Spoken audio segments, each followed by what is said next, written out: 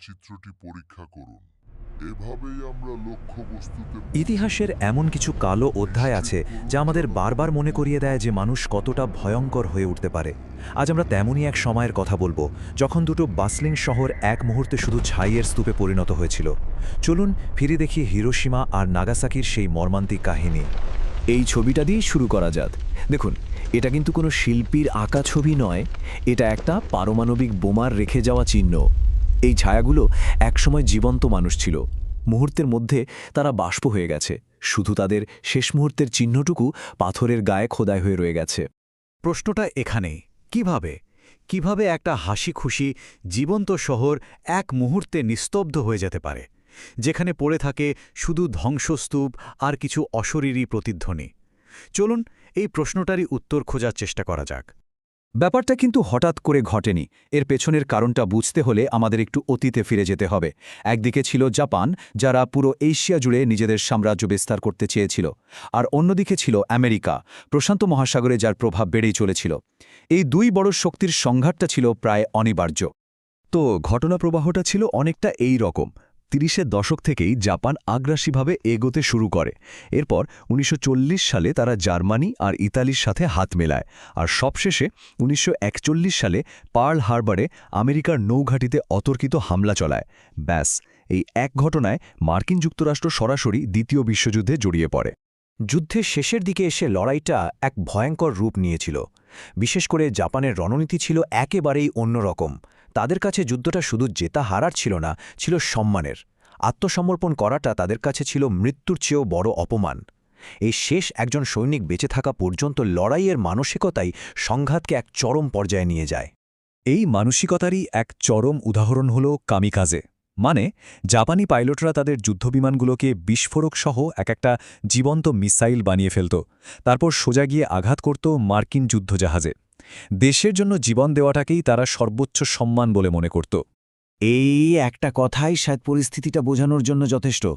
দেশপ্রেম আর সম্রাটের প্রতি আনুগত্য এমন পর্যায়ে পৌঁছেছিল যে শুধু সৈনিকরা নয়, সাধারণ মানুষ, এমনকি শিশুরাও নিজেদের জীবন দিতে প্রস্তুত ছিল।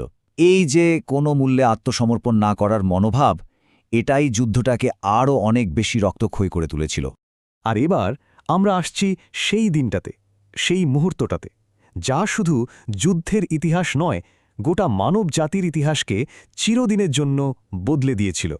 ক্যালেন্ডারের পাতায় এটা ছিল আর ৫টা দিনের মতোই একটা তারিখ, গড়িতেও একটা সাধারণ সময়। কিন্তু হিরোশিমার মানুষের জন্য এই মুহূর্তটার পর আর কিছুই কোনোদিন সাধারণ থাকবে না। শহরটা তখন সবে জেগে উঠছে, একটা একদমই স্বাভাবিক সকাল। বাচ্চারা স্কুলে যাচ্ছে, বড়রা নিজেদের কাজে। কেউ স্বপ্নেও ভাবতে পারেনি যে আকাশ থেকে তাদের জন্য কি ভয়ঙ্কর পরিণতি নেমে আসছে। লিটল বয় এই নামের পারমাণবিক বোমাটা ফেলার সঙ্গে সঙ্গে বিস্ফোরণের মাইলস্থলে তাপমাত্রা পৌঁছে গিয়েছিল প্রায় ৪,০০০ ডিগ্রি সেলসিয়াসে। ভাবা যায়, এটা প্রায় সূর্যের পৃষ্ঠের তাপমাত্রার সমান। প্রথমে এসেছিল একটা তীব্র আলো, সূর্যের চেয়েও ১০০০ গুণ বেশি উজ্জ্বল। যারা সরাসরি সেদিকে তাকিয়েছিল তাদের অনেকেই চিরদিনের মতো অন্ধ হয়ে যায়। তারপর এলো এক ঝনকার্য শব্দ, যা বহু দূরের মানুষেরও কানের পর্দা ফাটিয়ে দিয়েছিল। বিস্ফোরণের পর যা ঘটেছিল তা ভাষায় বর্ণনা করাও খুব কঠিন। প্রচণ্ড তাপে মানুষের শরীর থেকে চামড়া এমনভাবে গলে যাচ্ছিল যেন কোনো ফলের খোসা ছাড়ানো হচ্ছে। আর যারা বিস্ফোরণের একেবারে কেন্দ্রে ছিল তারা তো এক মুহূর্তে বাষ্প হয়ে গিয়েছিল। ৮০,০০০, এটা শুধু একটা সংখ্যা নয়।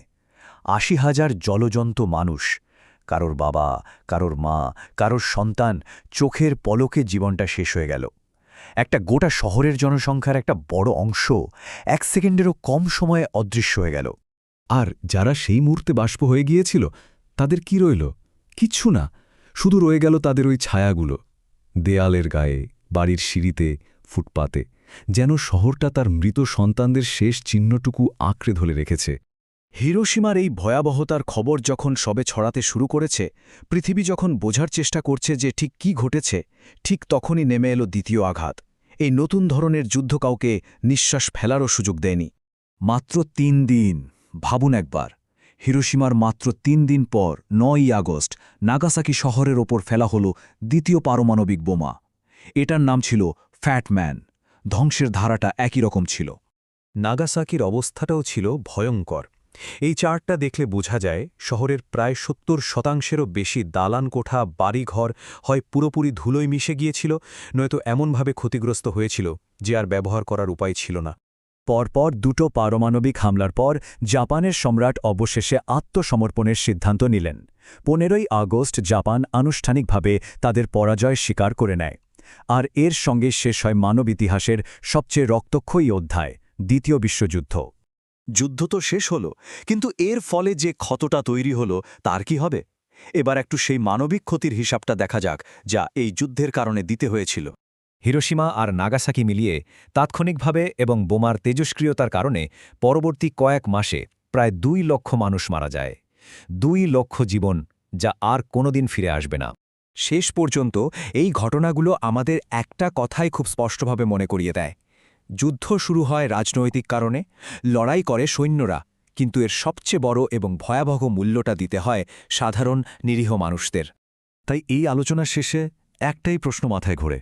ইতিহাস জুড়ে শাসকরা যুদ্ধ ঘোষণা করে, সেনারা যুদ্ধ করে, কিন্তু এর আসল এবং সর্বোচ্চ মূল্যটা শেষ পর্যন্ত কারা দেয়? এই প্রশ্নটা আমাদের সবার ভাবার জন্য রইল।